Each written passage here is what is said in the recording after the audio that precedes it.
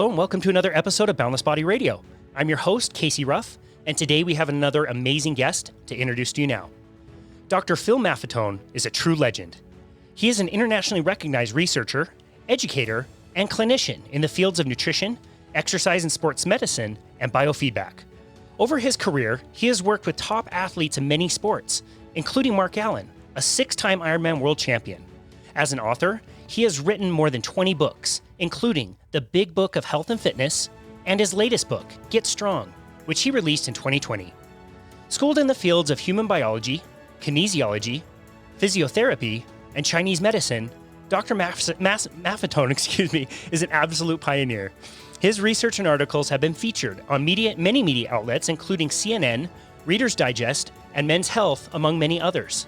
He was also named one of the top 20 most influential people in endurance sport by Inside Triathlon magazine. It is an absolute honor to welcome Dr. Phil Maffitone to the show. Thank you, Casey. I appreciate that. It's great to be here. You asked to keep your introduction pretty short and said there wasn't much going on. You should see the list of stuff that didn't make it onto the introduction. Oh, well, I was timing you. You know, I have this timing thing. Since I became a musician, I started timing my songs, my verses, my chorus, and it just kind of carried over into things. So anyway, we don't have to talk about the timing of it, but I appreciate it. And there's a lot of stuff I've done. There's a lot of stuff I wish I didn't do, but there's just, I've had fun. I have to say that it's been a lot of fun. And the focus, of course, has been on my original passion, which I started to feel early on in undergraduate school, maybe even before that. My passion was that I wanted to help people, and health and fitness was what I was most interested in. So one thing led to another, and well, here we are. That's amazing. It's such a cool story, and I'm so glad you talk about fun and passion. We'll definitely be talking about some of those. Before we dive into our main topic, I do want to talk about one of our shared passions. It turns out that both of us are not super popular with golfers when we talk about sunlight and vitamin D. I heard recently about, I guess it was maybe an interview that you gave right around 2000 where you were talking about the importance of getting sunshine and certain things that you could do to have wise interactions with the sun. And the golfers weren't too happy with that. And I just had an article rejected by a local golf magazine where I talked all about that. So tell us a little bit about that experience. Yeah, well, it was actually I was on the Golf Channel, the TV show. I don't know if they're still on the air, but I had met David Ledbetter, who's a well-known golf instructor, golf pro, and David and I got along really well. And one day he said to me, "Why don't you come on the show?" Meaning the Golf Channel, which he had a segment on, and so I did. And it was very casual. It was very relaxing. David's just such a sweet guy. And we're talking about eating and how important it is, to eat a good breakfast so that when you get to the back nine, your energy levels are good because you're burning fat and all kinds of things. And then he talked about, I might have mentioned the importance of vitamin D for muscle contraction and relaxation, which is very important for golfers, of course. And he started talking about sunscreen. And I said, well, the best protection against the sun, the best sunscreen is a good tan. And we kind of talked for a while about that and how important it was not to burn and so on and so forth. And it was a really good show, and everybody, the producers liked it, everybody liked it. And I got a call a couple of weeks later from I think one of the producers saying that they have all these dermatologists who are calling in and writing in nasty letters my and God. comments about how could they air such a thing You know, how could a good tan be protective? Well, of course, I mean, this is, yeah, it's about 20 years ago. And I think as a society, we're kind of getting over that a little bit. Maybe not. I think it's in the Northern Hemisphere, we're in the spring now. So I don't listen to, I don't do the media at all. So, but typically this time of year, you'll start hearing, make sure you lather on the sunscreen for protection. If they're still doing that, shame on them. But they've done it for so long, and skin cancer, of course, was not a problem until sunscreens were becoming a big marketed item. I think back in the late 50s or whenever, and so yeah, it's if you're out there on the course, or if you're out there for whatever reason, just going for a long run midday, whenever, there's so many things you can do to avoid a burn, and that's really the thing you have to do, is avoid getting burned. You could wear protective clothing, you could wear a hat, you could have a tan, which is really how we protect our skin quite well. And I shouldn't have to say this, but the thing is that we don't want to get burned. That's right. I mean, that's just common sense. Yep. Oh, yeah, that's right. I mean, all of that is so true. And that's really all I said in my article too, is like, start early in the year, get out in the morning if that helps. Like, start small, use clothing, find shade, don't use sunscreen, use it as the very, very, very last resort, and explore other things. Change your diet, don't eat any more seed oils. And yeah, got rejected. I love the advice about the tan. I think you are absolutely right. That is the number one best thing you can do, is just start early and slow, build up a tan, and you'll be amazed how much sun tolerance you'll be able to build up. Yeah, without a doubt. And I don't know what publication rejected your article, but a lot of times you just have to tread lightly with the media, because as soon as they hear the word sun, they want to put, and of course you have a lot of sunscreen on, and of course you're not out on the course in the middle of the day. Well, of course they're on the course in the middle of the day. And so, it's an opportunity for us to educate the media, because science is on our side. And unfortunately, it becomes an emotional issue way too often. And again, not as much as it did 20 years ago. Or even before that. I mean, I was using vitamin D when I first began my clinical practice. So that was 1977. Wow. And people were, doctors were laughing at me, because they said, well, you don't need to give people vitamin D. They get, they walk from the house to the car, they get plenty of vitamin D. Wow. Well, they don't. And so, now it's so easy to measure, and it's pretty well known that there's a serious worldwide epidemic of vitamin D, low vitamin D, whether we call it a deficiency or an insufficiency. It's the same thing. You have low vitamin D. You can't be healthy if you have low vitamin D, and so you need to correct that. And it's, like I say, it's so easy to test. A simple blood test will tell you the numbers.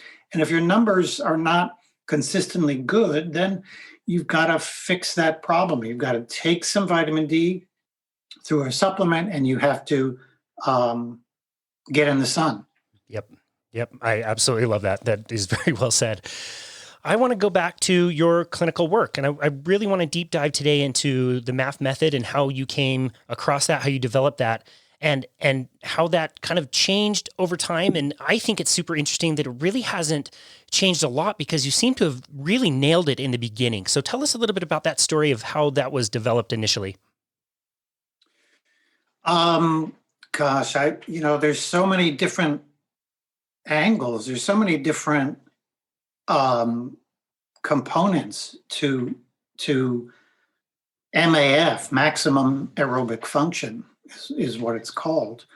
Um, and it really began in undergraduate school in learning physiology and studying exercise physiology.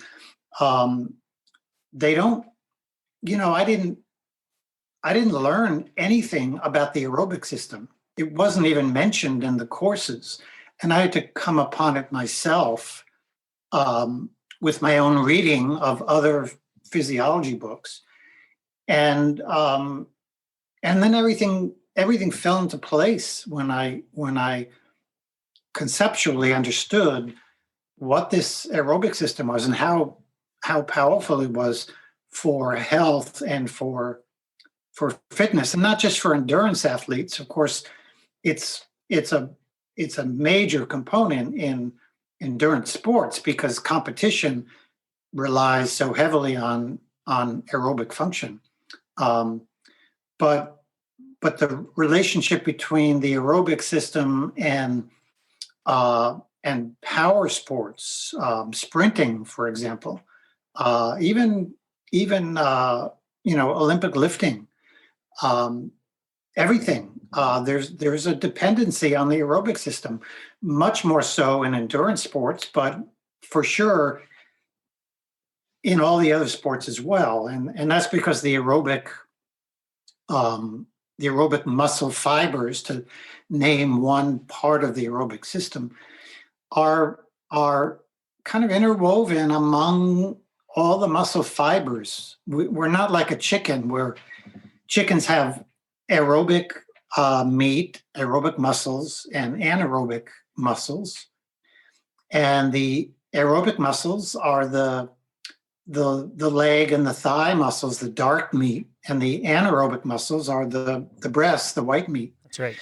And so, it's easy to see in chickens because they wobble around all day, eating bugs, and they're able to do that because their legs, their thighs, are well endowed with these long-term, long energy aerobic muscle fibers.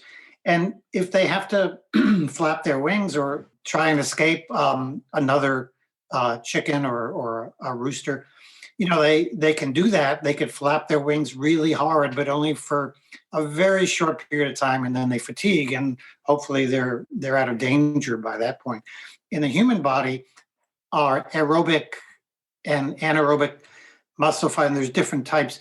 They're mixed within each muscle. Virtually all muscles have both, except for the TMJ muscles, which are exclusive anaerobic muscles. They're very powerful muscles. But so the key is that even when we're using these anaerobic, these power muscles for whatever sport we're performing, those muscle fibers rely on those aerobic muscle fibers to bring in circulation. And when you bring in circulation, you bring in more oxygen, you remove waste products that are given off in the muscles, you bring in more nutrients, not just for the aerobic muscle, but for the neighboring anaerobic muscle. And so, everybody's happy. It's a great symbiotic relationship. And you discovered a correlation with heart rate itself, which I have used heart rate monitors for many, many years. I find this stuff endlessly fascinating. And I think most people, when they think about heart rate zones, their brains go to a formula that is not related to yours, and it's printed on every polar heart rate monitor that's ever been made, and it's on most gyms. Can you tell us the difference between what you discovered and what most people would think of as the standard for heart rate zone calculations? Sure. I call it the old heart rate formula, the old 220 formula, which really, the only reason it caught on was because there was no other formula out there. And even though it's wrong, it's not accurate, and it's not a way to individualize. It's not a way to personalize your heart rate. We all have unique needs. We all have specific needs from a heart rate standpoint. And so, if everybody followed the same formula, it would be a problem. And what the 180 formula does is it helps you as an individual personalize your exercise heart rate, and that personalization is based on a number of health factors and a number of fitness factors. So if you're more healthy or less healthy, or more fit or less fit, you're going to modify your exercise heart rate. And all of that came from simple observations. All of it came from clinical work that I did with athletes, watching them on the treadmill, watching them outside on the track, mostly with runners, but I worked in all sports. So I was able to put a lot of this together with a wide variety of athletes. But in a runner, for example, what I noticed was that at certain heart rates, their gait would be better, and at other heart rates, like a higher heart rate, their gait would become more irregular, and it would literally become impaired. And so I thought, okay, let's train these people at a level of intensity that is associated with a really good gait. And let's avoid, for initially, for a while, let's avoid training at a heart rate that promotes a gait that's impaired. Obviously, that's, when you look at somebody and their gait is irregular, you have to think something's wrong here. And if you do something and their gait becomes regular, then you should be really happy, and the runner should be happy, because something is now working really well. Everything, the body is working really well, because when everything works well, the gait is in pretty good shape. So I did that for a long time, and basically assigned each athlete I worked with a training heart rate. Wow. And to make a long story short, someone at a lecture asked me how could they do that? And I didn't have an answer. And after that, I started thinking, well, there must be a simple mathematical relationship, because, it's all numbers. And sure enough, I was able to find that 180 formula. Again, another long story short, but that brought me the same number as I came up with in my clinical evaluations. Wow. Okay. So you just reminded me of something I haven't thought about. I remember an article that was done, I want to say New York Times or something like that, where they interviewed the doctor who originally came up with the first, the 220, what most people think of, 220 minus your age, and there may be 5 zones, and the top one is red. And they interviewed the doctor who came up with it, and he was like, well, we joke about it all the time because we never intended this to be used for fitness purposes. We were looking at something completely unrelated. And so it's so interesting. When I was training in that way, using my heart rate monitor, I would see these, the orange and the red zones where my heart rate could be at max or, highly anaerobic. And the goal back then was to get your heart rate up there and stay up there as long as you can. Train hard, train fast, take the hour-long class, breathing hard, sweating hard. You're a mess in the gym. And people get hurt and they get burned out and overtrained. And what you're talking about is taking 180 minus your age and hang out in that area to build efficiency. Is that correct? Exactly. That's correct. We're talking about metabolic efficiency in particular, but as we become metabolically more efficient, our gait stays good, stays balanced, muscles remain balanced. And if we get above that level, our metabolism changes and our gait changes. And our metabolism, of course, changes by shifting from more fat burning to less fat burning, from less sugar burning to more sugar burning. And that's a very stressful condition. It's a condition that many athletes need to get themselves into, but not before they build their aerobic system to support that training, that stressful training mechanism. Humans have, from the beginning, humans have been high fat burners. That's where our energy came from. Babies, when they're born, they're big fat burners.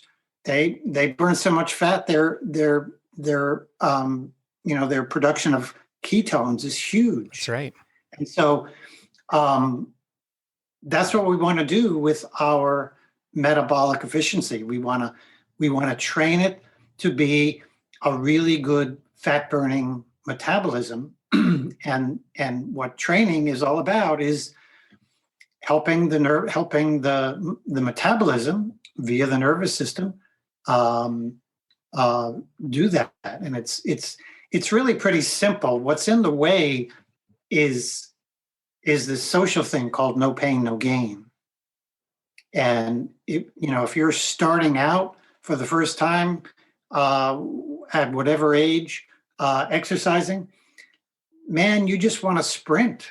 You want to lift the heaviest weights you can possibly lift because, man, that's no pain, no gain. Yep, that's right. Of course, that's how you get hurt very quickly, and you put your weights away, or you put start putting your clothes on your stationary equipment instead of using it, and you never go back to it. It's really a sad society that has created all these problems that make it so that humans are no longer metabolically efficient, and as a result, they accumulate more and more body fat. And of course, we're seeing that excess body fat, called overfat. We're seeing that in not just amateur athletes in all sports, but in the pros as well. I mean, just go to a maybe they don't have them yet these days. I don't know what's going on out there, but go to a local road race, go to a local triathlon, and check out the competitors, and I guarantee you'll be shocked. All sizes, all shapes and sizes. Yeah. Wow, that's crazy. Okay, so you are using one of my favorite terms, metabolic efficiency. I could talk about metabolic efficiency for hours and hours. Metabolic was in my job title for over a decade, and I was fortunate enough to be able to use metabolic carts. So we've talked a bit about this in the past, but a metabolic cart, basically for the listener, is you would come in and I would hook you up to a mask. The mask would have an umbilical cable that would run into a computer little machine, and we would analyze your breathing. And through analyzing your breathing, we could find out how many calories you were burning, which can be kind of important, but also how much fat versus how much carbohydrate you're burning, which I think is way more important to know and to validate. And on our report that we would print out, one page would show somebody their zones based on how well they were burning fat versus burning sugar, where those boundaries were as far as heart rate goes, also, power, or what we call workload. It's the speed that you're going, it's the amount of work that you're actually physically doing. And then there would be another page, and this page would show you how much sugar a human can store. And it would be different between men and women because sugar storage is very limited. You can only store in the liver or the muscles, basically. And then there would be a number that would show the person, based on their weight and their body fat percentage, how much fat, fuel, in calories they had in their body. And this is where you could really get somebody's attention when they saw that the sugar they can store was 2,000 calories, but the fat they are currently storing based on their weight and body fat percentage could be 80,000, 150,000, 250,000, just depending on how much fat they had in the body. And people don't realize, that is fuel. Why would you not train yourself to use that as your primary fuel source? It's there already anyway. Yeah, and so you've done MAF in the gym, which early on, when I started going to athletic clubs and universities that had a metabolic cart, they said, "Well, this is really great. Your athlete that you brought in is really doing well, but we can't do it with a team, or we can't do it with a group of of people. And I kept saying, well, why not? And, you mentioned calories, and I love doing this. I'm not obnoxious when I do it, but I can't help when somebody says they're burning calories, or if they do this, they're going to burn more calories, or if they go on a longer run, or if they're training at a higher heart rate, they're going to burn more calories. And I just have to stop them and say, calories of what? Yep. And of course, I don't make a lot of friends that way because people get offended. They don't have the answer. And I'm not trying to make fun of them. I'm not trying to, I'm just trying to make a very important point, is that we talk about calories, but we don't talk about the calories of fat and the calories of sugar in a way that can help us. We want to burn more calories of fat. That's right. It's the same thing when somebody says they want to lose weight. Well, no, you don't. You want to lose fat. Yeah. I think that's finally coming around. People are sort of understanding that, but still, weight loss is still the big thing in the world. Everybody wants to lose weight. I've had people lose 2 inches on their waist and essentially nothing on the scale, and they became depressed. And I said, this is not working. This is not what I wanted you to help me with. They got really upset because they were not losing weight. And as much as you explain the weight, as much as you explain the burning fat calories versus sugar calories, we're all taught bad stuff from an early age, from our gym teachers, from our the sports announcers on TV. There's Big Joe playing hurt, he's tough. A 10-year-old hearing that wants to be hurt. He wants to be taped up. Yep. What a sad society we have created, and of course a very sick world.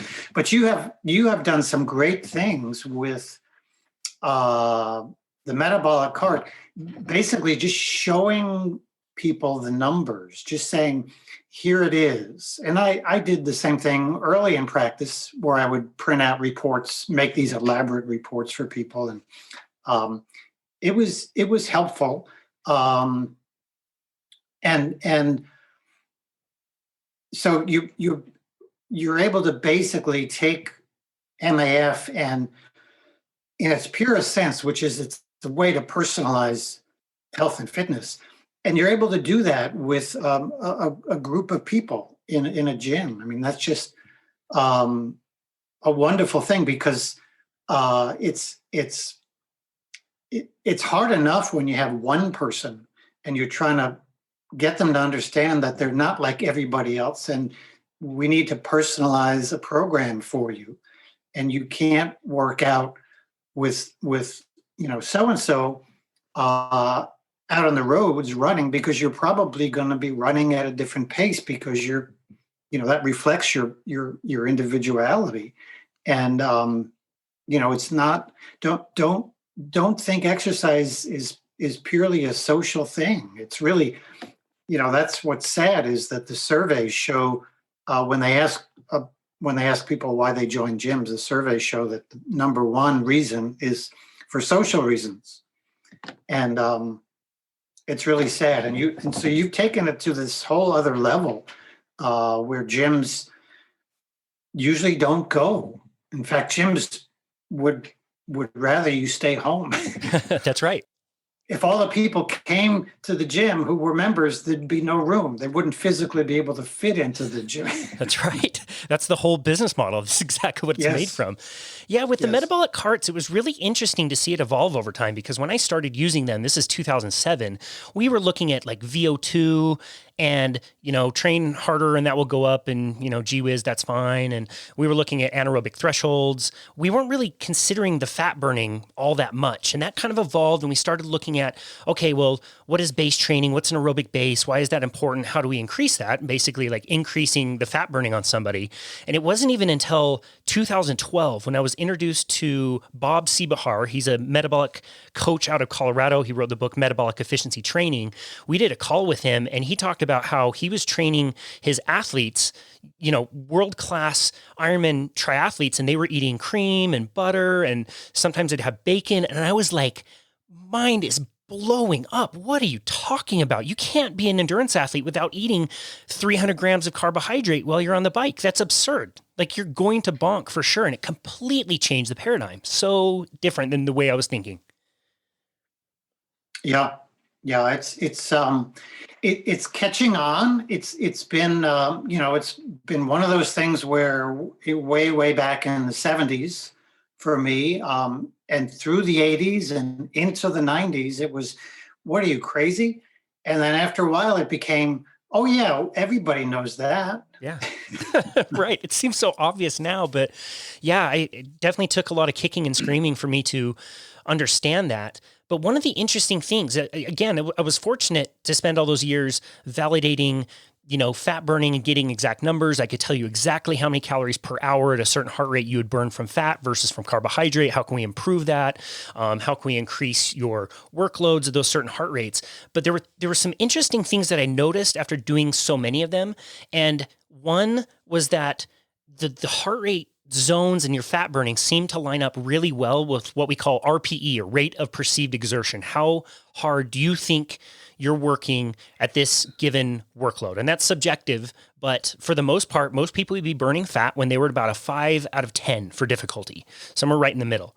And then also, more often than not, I have to say, those heart rates that I saw on those people lined up so well with your formula that you had come up with without even using a cart. That blows my mind. That's so cool. Yeah, and something you just said, which is, that they improved. This is really the purpose. Yeah, we want them. We want them to get healthier. We want, and people who are healthier have an RAR. People who are healthier burn more fat than sugar, whether it's resting or during a workout. But the bottom line here is that people do get better. What that means is they lose body fat, their various measures of health improve, and they get faster at the same heart rate. And sometimes we go through all the numbers and we talk about the metabolic changes that occur, the physiology of all this, all the stuff that is really exciting for you and me. And sometimes we forget to say to the athlete, oh yeah, by the way, you're also going to get faster at the same heart rate. And that's so it's basically, okay, the idea of training fast to race fast goes out the window, because what we're saying is we want you to train slow to get fast. Yep, totally. And they have to scratch their head on that. And really the only way they're truly convinced of it is when it actually happens to them. Yeah. Yeah, that's right.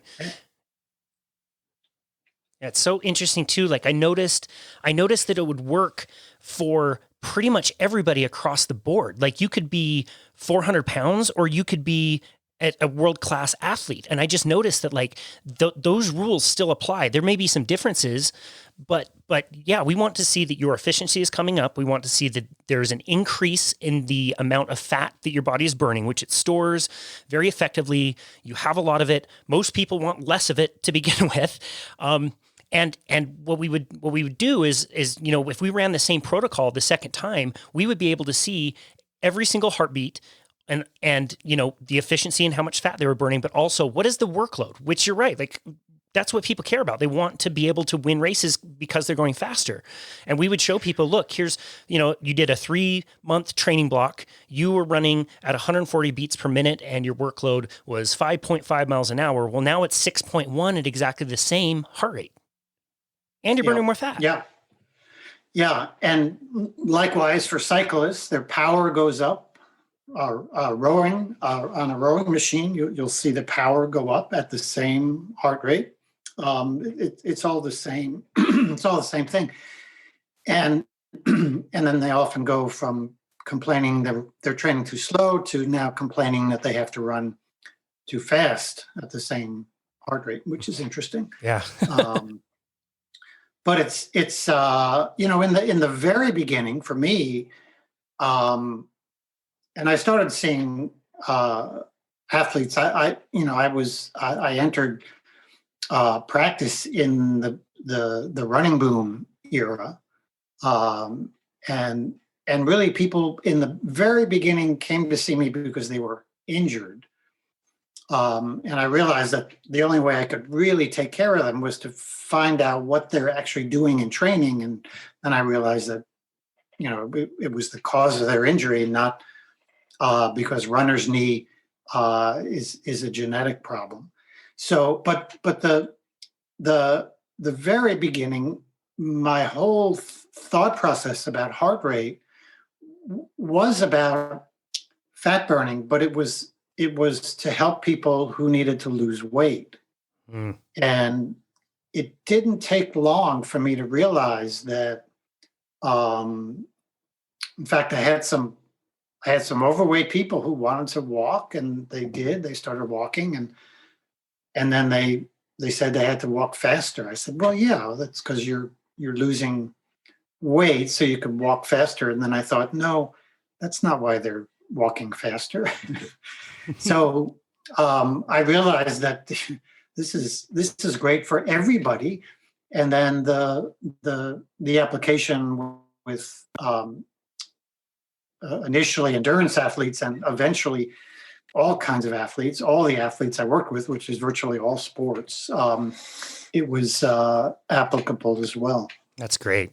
Yeah, it's interesting too, especially with an athlete. I'll say with most anybody who's been conditioned in the, calories in, calories out mentality of, really hard workouts. The pushback I would get would be very interesting. Like I kind of slow people down, put them more their aerobic based kind of heart rates where they're working on efficiency and fat burning. And people would come up to me and complain and be like, this is way too easy. I hate this. What's the point of this? And it's like, okay, well, do you want a hard workout or do you want to burn fat? Those are not necessarily the same two things. And sure enough, if somebody would stick with it, a few weeks, few months, they're losing fat. They feel really good. They're not getting injured. And their endurance just goes up and up and up along with their speed and workloads. And that's, if anybody is listening and has done, a 5K, 10K program and thought you were going to go out and burn all these calories and lose weight and were disappointed that you didn't lose any weight. And in fact, probably gain weight once the event was over. I really would encourage you to change your way of thinking and start to adapt these things. Is that something you've noticed as well? Oh yeah. I'm going to do this program. I got to lose weight, blah, blah, blah. And they end up, they get through the 5K. They're very happy. Congratulations. But now they weigh more and they're exhausted or they're injured. Yep. If they even, got to the starting line, many of them don't make it. Those are the ones I saw in the beginning. And it's really, it's that no pain, no gain thing. Again, and it's interesting that in the last 20 years, the amateur running times have gotten worse and worse. Wow, I didn't know that. Yeah, there's some good data, and I can't remember his name, but I always have to look it up. But there's it's just sad to see that, but it's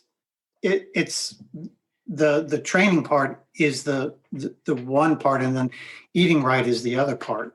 And that's an equally complicated discussion with people as well, because the entirety of sports in our society is based, from a food standpoint, is based on carbohydrates. And it becomes a very difficult thing to have the discussion. It's sort of like, okay, there's a metabolism and we burn both fat and sugar, and you want to burn more fat. Oh, you mean I have to slow down? I have to train slow? Yes. And you have to eat fat and not much carbohydrate. Yep, that's right. And you were such an early adapter of that way of thinking. It just took me so long to come to that conclusion. But you're right. Like if you're doing any kind of training and you're not eating, enough protein and fat, and you're, doing what I was doing back when I was racing, just dumping gallons of Cytomax into my body, eating 5-6 times a day. I needed a nap every day. Like if you're doing that, you're not going to increase your fat burning. You have to reduce the amount of carbohydrate and make sure that you're eating enough protein and fat. And if you just do nothing more than just eat real food, you'll probably get there. Don't you think? Man, it's just that simple. I don't know why people want to make it so complicated. Don't eat any junk food. Just eat natural food, and you're there. And then depending on your age, you might have to modify some of the natural carbohydrates. But for the most part, it's that simple.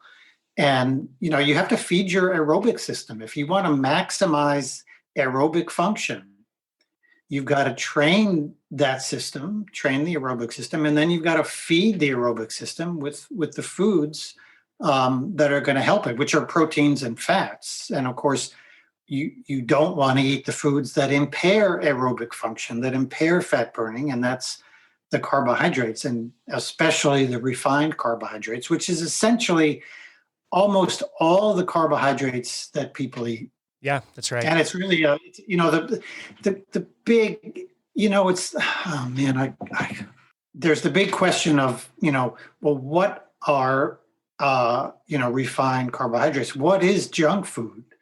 And I always say, if you have to ask, you're probably eating it. We have become, as a society, so used to looking at packaging and having the words on the package dictate whether that food is healthy or not. And it's really sad that, it's like, I'm going to call the manufacturer and ask him if this is good for me or not. Come on, this is like, it's like calling R.J. Reynolds and asking if smoking is really as bad as they say it is. It's just, and we can't expect our health care system to help us out here. We can't have our insurance companies. We can't have the government, which subsidizes junk food in the U.S. We can't have, we have to learn all this ourselves and take responsibility for feeding our aerobic system. It's really as simple as that. I love that. We love to talk about simplicity on the show and making things as easy as possible. And I'm sure you agree with this. I just think most people are so conditioned to complex that they think that it has to be. This trainer's selling this program, this other trainer's selling all kinds of different wearable devices. You have to be on this precise meal plan. And people ask, I'll ask people often, like, do you want a simple plan or do you want a complex plan? And everybody answers, oh my gosh, simple. My life is busy already. I need something really, really simple. And I'll tell them in 2 or 3 sentences what they should probably do. You should probably move. You probably want to eat real foods, focus on fats and proteins. Sometimes lift heavy things really slowly and safely, and you should be just fine. And I'll stop talking, and almost always you can see they're thinking, and then they'll ask, well, what about fat burning supplement, this one? And like, yeah, I mean, Yeah. You can, but that's more complex. So if you want to, you can. Oh, well, what about this lifting plan with all of these sets and reps built in? It's like people are so conditioned to complex, they almost can't get out of their own way when they want something very simple, which it can be. You're right. Yeah, the response from me is well, what about this? What about that? And the response is really, well, that's just a lot of hype. Yep. Well, what about that? Oh, it's just a lot of hype. And in reality, using a heart monitor is hype too, but unfortunately, we have a society that can't handle it. They just cannot handle being a natural runner. I've met some natural runners. I've put heart monitors on some really great athletes and found that when I said, look, we're going to just go around the track and you settle in at the pace you normally train at. And of course they're just breathing through their nose real easy and I'm huffing and puffing, but they're they're training exactly at the heart rate I would prescribe for them. There's not many of those people. And as a result, we need a biofeedback tool, which is what the heart monitor is. And we need a logical way to come up with a training intensity, a way to personalize that. And that's what the MAF heart rate is. And it's really that simple. Yeah, that's a great point. And it's so interesting that you brought that up, because in preparation for this interview, I've been not as diligent about wearing my heart rate monitor. So on Saturday on my bike ride, I decided to throw one on and just check out, where my heart rate was, because I haven't looked at it in a while. And I've done this for many, many years now. I've used a heart rate monitor since 1998. A very long time, and used those metabolic carts and everything. And I was really surprised. Like, I've been working on breathing and nose breathing recently. And so I thought I would be very close to my MAF heart rates. And there would be times where my heart rate would be 20, 30 points higher than what it needed to be. And I would have no idea. No idea. Yeah. Yeah. I mean, we have days that vary with stress, and those days we will have a slightly higher, sometimes we'll have a slightly higher resting heart rate, which means the stress has affected us significantly enough. But often it will affect our training heart rate. And that's why we wear the heart monitor every day. If we're serious, if we're not sure exactly what 137 heart rate feels like, which is kind of where we want to get to. But like you say, sometimes we sort of lose track of that. But we want to follow that variation from day to day, and then when we test ourselves using the MAF test to really see how much faster we're going, or the GPS test, the MAF test using GPS, where we are on a relatively, for a runner and a biker, relatively flat course. And we can, with the GPS accurately and the heart monitor accurately, time whatever distance we want, to really make sure and be able to measure that progress. And it's really sad, because the histories I've taken from athletes, typically a runner will say, yeah, well, I trained for this this 10K program, and I did this, I did that for 6 months. And I just hoped, when I got to the starting line, I was ready, and I was disappointed, or I was, I finished and I was really happy, but I'm really hurt. Or the bottom line is that they were saying they really didn't know if they were making progress for 6 months. And sometimes it's a year. Wow. Yeah, I trained really hard for a year, and I didn't, I wasn't sure. I was hoping on race day, I want to know right away. And if you don't see progress your first month, then you're doing something wrong. The program isn't wrong. You're doing something wrong. If you're a human, because this is how our metabolism's supposed to work. That's right. And that something can be you weren't truthful with figuring out the MAF heart rate, the 180 formula. You weren't truthful. Well, yeah, I have an injury, but it's not really an injury, and all kinds of excuses. Or as it is in most cases, you're eating way more junk food or refined carbohydrates than you think. Yep, that's exactly right. And really, like, in today's day and age, there's really not an excuse for not having a heart rate monitor, because when you started with all of this, the heart rate monitors were very expensive, really bulky. I've heard you describe like getting the second one that you ever got, and it was like, wow, gee whiz, he's got two. So crazy. But, we've developed chest straps, and I use a Scotia brand heart rate monitor that just sits on my arm, which is really, convenient and easy. And you have a heart rate monitor too that you've developed. Can you tell us a little bit about that? Yeah, they pick up the heart rate from earbuds. Wow. And which is a very accurate way, and maybe a more accurate way than using a chest strap. and for many people, a whole lot more convenient. And although I don't want people talking on the phone when they exercise, a lot of people do. And so they could do that. They could also listen to music. I don't want them even listening to my music when they exercise, but they do. And so these earbuds are really, really high quality earbuds. I've used them with my music. They're really amazing. I want people listening to their body when they work out. Yeah, I want people to understand because it's our brains that dictate the natural progression that we have with training and with diet too. You know, what should I eat today? How much should I eat today? There's kind of a natural, the brain oversees all that, but a lot of people don't yet have that ability to do that. And can most people develop their aerobic system really well and at some point give up the heart rate monitor?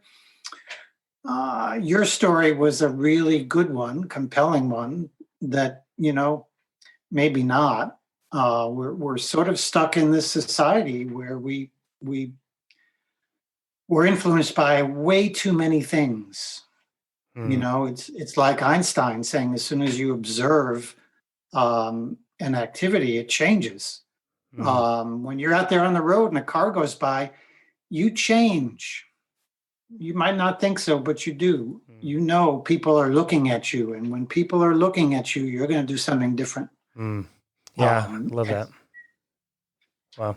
Yeah, well, on that particular ride, and yes, I would say up until 2 days ago, if you'd asked me if you could train by feel, I would have said absolutely you can, and I was dead wrong about that. But I did have a headphone in. I was listening to your music, which is great, by the way. I love this story. Can you tell us how you got into music to begin with? Sure. I was always a big consumer of music. You know, I grew up in the 60s, and of course, the music of the 60s was what life was all about. And that continued with the music of the 70s and 80s and so on and so forth. And in 2002, I woke up one day as a songwriter.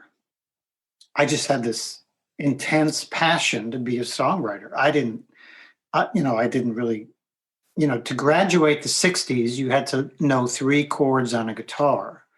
And so I knew that. But I didn't really play. I didn't know anything about writing. I didn't know anything about music theory. But the passion, the intensity of that passion was so strong that I just couldn't let go. And I got a call a few days later from this guy, Rick Rubin, who's a big time producer. And he said, I read one of your books and I want to consult with you. And I had just realized that if I'm going to be a songwriter, I'm going to have to put my career on hold. And I did. Wow. And so I was telling him this, and we laughed, and and we decided that he would help me with songwriting. I would help him with his health. And I would eventually move to LA and be there for 4.5 years, focusing intensely on music, and being the fly on the wall, working with Rick, not just with my own music, but with the many people he's worked with. And that continues. I'm still in touch with Rick, and I'm still writing. I just released my 8th album in January, called Outlier. It's very good. It's very good. I have to say, you did a really nice job. Thank you. Outlier is sort of, I don't know, people sometimes name their albums after maybe the key song, like Why Wait for Heaven is the first really big song on the album. And I thought, well, that'd be a good name. And then, I always liked the name Outlier. And I've always sort of thought of myself as an outlier. When you look at data, you see all these points, they're all kind of bunched up in the middle together. And well, there's these points on the outer edge that are called outliers. And I always saw myself that way. And so I thought, yeah, that's the name of the album. And I love that. so it is. And it's really, it's, it's been fun. It's been, and I eventually got back into health and fitness stuff several years later, and really, I do well with COVID. I'm not doing as much, but I'm hoping to get my tour started. The two actually that I missed in this last year. I'll start touring again in the summer.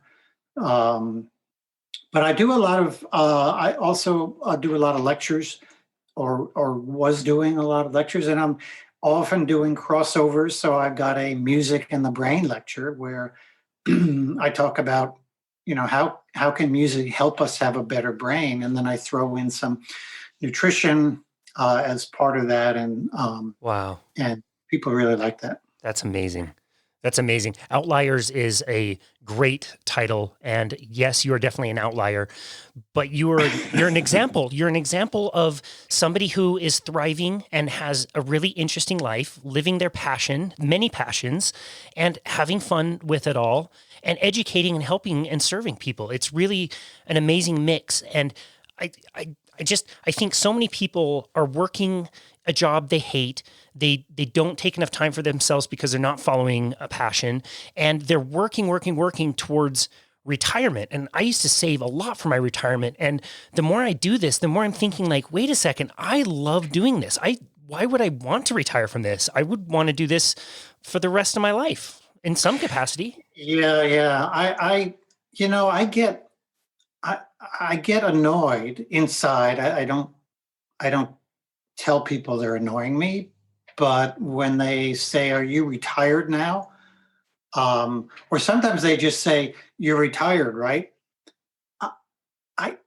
It's so annoying. I can't even conceive of retirement. Why would somebody want to retire? That's right. That's a death sentence.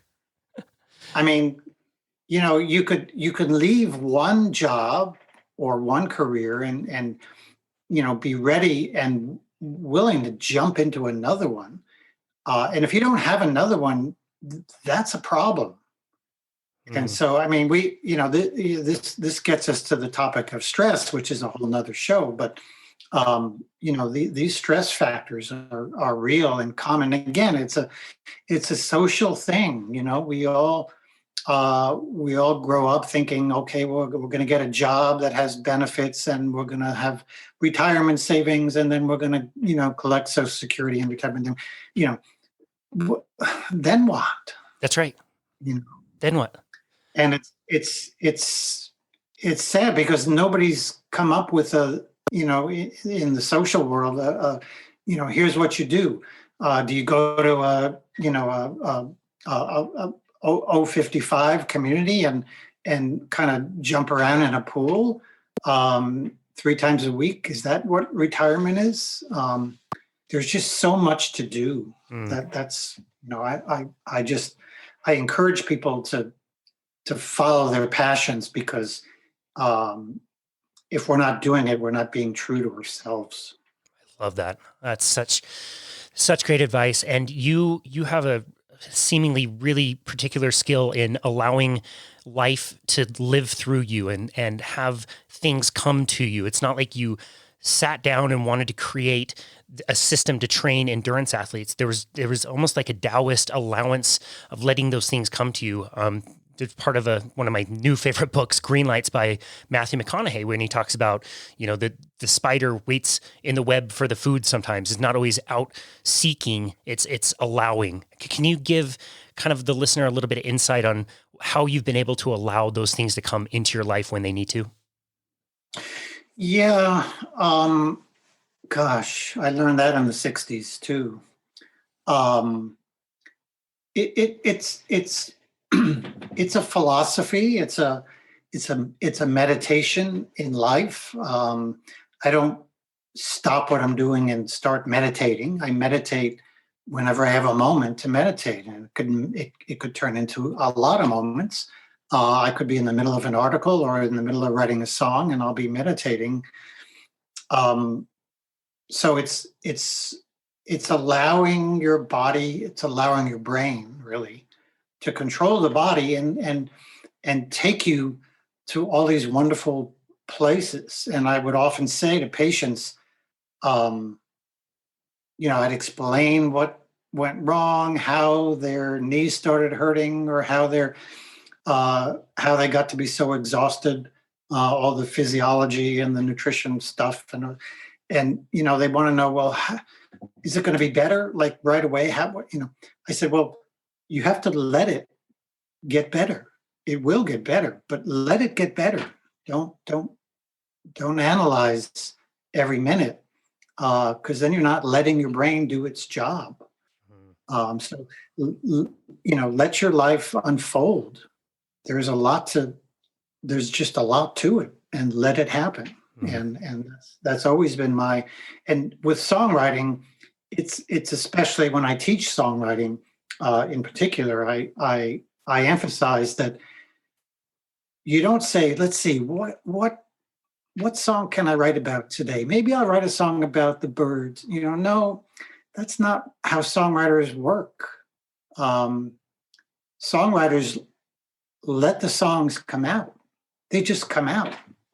And I don't say I'm going to write a country song now. I'm going to write a folky song. Whatever comes out, I let it happen. And it can take a while.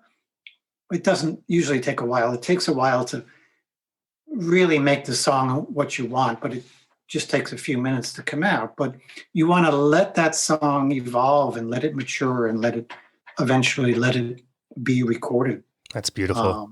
That's the way the rest of life should work. That's beautiful. One of my favorite stories, and something I have to remind myself of all the time, is the dude that's on the beach and he's deciding which waves he likes and which waves he doesn't like. And so when there's a wave that he doesn't like, he runs in the water and tries to push the wave away. And finally, after a lifetime of doing that, he sits on the beach and just watches the waves come in and out. I have to remind myself of that constantly. Nice. Yes. Yep. Yes. No need to fight. Man, what an amazing conversation. No surprise that there's a lot of gems, a lot of wisdom in speaking with you. What is one simple thing that you would want the listener to take away from this conversation and apply into their life? We touched on it, and it's to have fun. It's not that complicated. It's really, really simple. Sometimes we don't see the simple, but whatever we do to get there, we want to have fun all along the way. It can be hard work, without a doubt, but don't forget to have fun. Love it. This conversation has been super fun and a real honor for me. Where would you like people to go to connect with you and find your work? Well, my music website is maffetonemusic.com. And all of my music, if you join, it's free to join. All of my music is free for members. All 8 albums and a bunch of singles that are there. And for all the health and fitness, I'm told there's 400 articles there now on philmaffitone.com. That's all the health and fitness stuff. My books are out there, but there's so much information on the website that's free, and you won't run out of you'll see so much stuff. It'll seem like it's confusing and intense, but it's really pretty simple. It is. And boy, you're right. The resources there are vast. And you mentioned free. Just the free ebook. It's a 57-page ebook that explains things really well, but also makes it very simple. Why you decided to make that free, I have no idea, because that is a massively valuable resource. I'm just so grateful for you that you would do that you would offer that. And I would highly, highly, highly encourage our listeners to go over there, sign up, download that ebook. There's so much amazing wisdom and gems of information there that can really help people. Dr. Phil Maffitone. Yeah, and if they want to buy something, go buy the Get Strong book, because that's one of my favorite books. It's such an important thing for people, especially endurance athletes. Man, and yeah, we didn't even really get to touch on that as much as I would have liked to today. Anyway, we'd be honored if you would ever want to come back and we can talk about your book. Let's see, Get Strong. Is that correct? Get Strong. Yeah. That's it. Sure. That'd be fun. That'd be fun. That was a great project. I think we both subscribe to the same kind of theory as far as strength training goes, right? Where it's kind of done at a slower pace and you don't need to do massive workouts all day, every day. It's just about being really smart and moving the weight so you avoid injury. Yeah. Simple, easy, no pain, but a lot of strength. Man. In fact, you only have to do one thing. You just have to pick up a weight and squat down. That's the only thing you have to do to get full body strength. What a deal. I love it. I love it. That's great. So awesome. Dr. Phil Maffitone, thank you so much for appearing on our show. We are very grateful for you and all your work. And thank you for coming on. Thanks, Casey. And this has been another episode of Boundless Body Radio.